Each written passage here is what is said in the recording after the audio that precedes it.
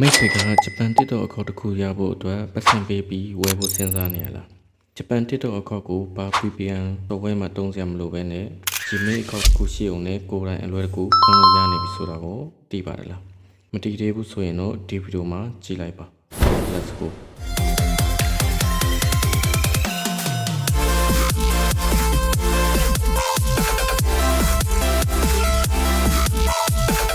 Okay ကျွန်တော်တို့ဒါဆိုရင်တော့ကျွန်တော်တို့အရင်ရှိတဲ့ TikTok အကောက်ကိုကျွန်တော်တို့ကဒီ setting နဲ့နေတွားပြီးတော့ကျွန်တော်တို့ clear data လုပ်မယ်ဆိုရင်လည်းရတယ်တကယ်လို့ clear data မလုပ်တတ်ဘူးဆိုရင်ကျွန်တော်တို့ TikTok software ကိုဖြတ်လိုက်ပါနော်ဖြတ်ပြီးတော့ကျွန်တော်တို့ active ပြန်ပြီးတော့ down လိုက်ပါနော်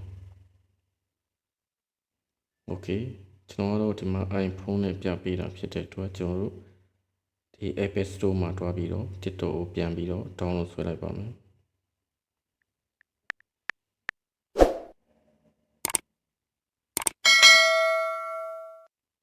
โอเค download ပြည့်သွားပြီဆိုရင်တော့ကျွန်တော်တို့ TikTok software လေးတွေကိုဝင်လိုက်ပါပြီးရင်တော့ဒီမှာ agree and continue အဲ့ဒါကိုနှိပ်မယ်ပြီးရင်ဒီမှာကျွန်တော်တို့ allow ကိုနှိပ်မယ်ပြီးရင်တော့ဒီမှာကိုထည့်ချင်လဲထည့်သွားလို့ရတယ်ကိုကြိုက်တဲ့ဟာတွေကိုမထည့်ချင်ဘူးဆိုရင်လည်းကျွန်တော်တို့ skip လိုက်မယ်ပြီးရင်အပေါ်ကိုဆွဲတင်လိုက်မယ်அம்பளங்க வச்சிருக்கும் மீச எனக்கு பிடிக்கல மீச கொஞ்சம் பிடிச்சாலும் பேச எனக்கு பிடிக்கல பேச கொஞ்சம் ပြီးရင်ဒီမှာကျွန်တော်တို့အင်္ဂလိပ်ကိုရွေးလိုက်မယ်ပေါ့နော် language ကိုဒီမှာ allow ကိုထပ်နှိပ်မယ်ပြီးရင်တော့ကျွန်တော်တို့ဒီနေရာမှာအဓိကဒီနေရာမှာစကားပြောရပေါ့နော်ဒီနေရာမှာကျွန်တော်တို့ကဒီမှာကိုရောက်ရှိနေတဲ့နိုင်ငံဒီမှာမလေးရှားဖြစ်နေတဲ့အတွက်ဒီမှာမလေးရှားနဲ့ပြရပေါ့နော်ကီလိုမီတာဆိုရထိုင်းမှာဆိုရင်ဒီမှာထိုင်းလို့ပြနေမှာပေါ့နော်အဲ့ဒီနေရာမှာကျွန်တော်တစ်ချက်နှိပ်လိုက်ပါပြီးရင်တော့ကျွန်တော်ဒီအောက်ကနေဂျပန်ကိုရှာလိုက်ပေါ့နော်တကယ်တော့အဲ့လိုမရှာချင်ဘူးဆိုတော့ဒီကနေကျွန်တော်တို့ဂျပန်ဆိုပြီးတော့ရိုက်ရှာလိုက်ပေါ့နော်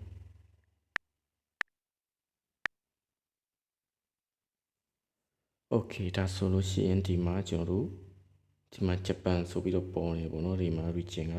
location ကဂျပန်ဆိုပြီးပေါ်နေတယ်ပေါ့နော်ပြီးရင်ဒီမှာကျွန်တော်တို့ sign up ကိုနှိပ်လိုက်ပါပြီးရင်တော့ဒီထဲကနေမှာကျွန်တော်တို့ကဒီ Gmail account နဲ့ဖွင့်မှာဖြစ်တဲ့အတွက်ဒီမှာကျွန်တော် G ပုံလေးနဲ့ continue with ကိုခဲဆိုတာကိုနှိပ်လိုက်ပါပြီးရင်ဒီမှာ continue ကိုထပ်နှိပ်လိုက်ပါပြီးရင်တော့ဒီထဲကကျွန်တော်တို့ကိုဖွင့်ချင်တဲ့ Gmail account နဲ့ဖွင့်လိုက်ပါ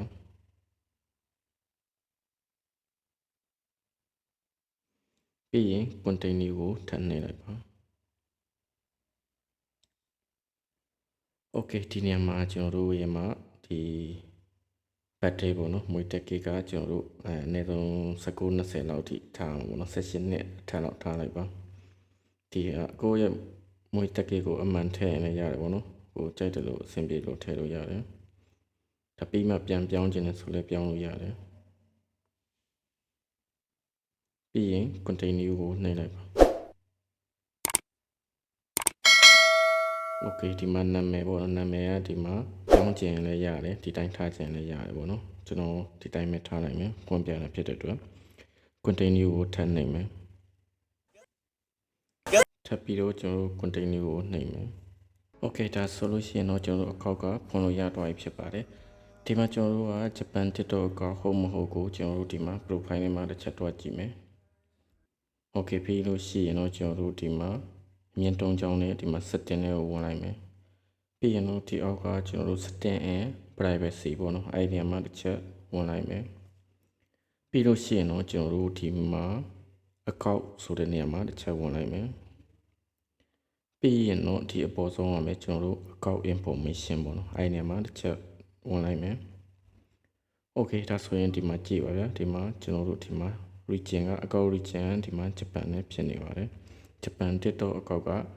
ဖွင့်ရတာအဲ့ဒါလောက်ကိုလွယ်ပါတယ်เนาะကျွန်တော်တို့ပတ်စံပေးပြီးတော့ဝယ်စရာမလိုပါဘူးเนาะကျေးဇူးတင်ပါတယ်လို့ပြီးရင်တော့ကျွန်တော်တို့ကဒီမှာဂျပန် TikTok အကောက်ကနေကျွန်တော်တို့ပတ်စံဘယ်လိုဝင်လဲဆိုတာကိုကျွန်တော်တို့ဒီမှာကြားပေးပါမယ်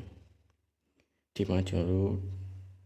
TikTok Studio ပေါ့เนาะအဲ့ဒါကိုတစ်ချက်ဝင်လိုက်ပါ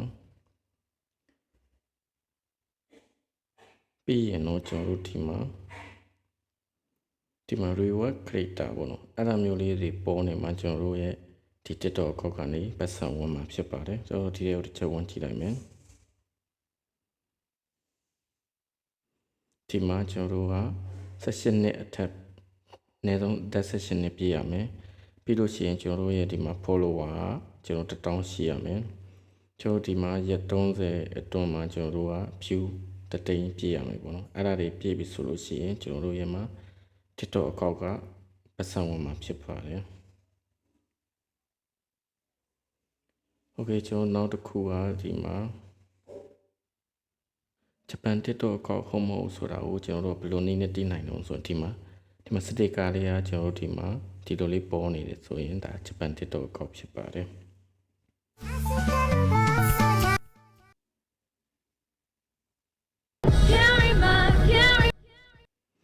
โอเคပါဒါကတော့ကျွန်တော်တို့ဂျပန် TikTok account ဖွင့်တဲ့နည်းလေးကိုအလွယ်ကူဆုံးနဲ့ပြပေးတော့တာဖြစ်ပါတယ်အားလုံးအဆင်ပြေလိမ့်မယ်လို့မျှော်လင့်ပါတယ်ဗီဒီယိုလေးကိုကြိုက်နေတဲ့ဆိုရင်တော့ကျွန်တော်တို့ like and share လေးလုပ်ပေးတော့ပါဦး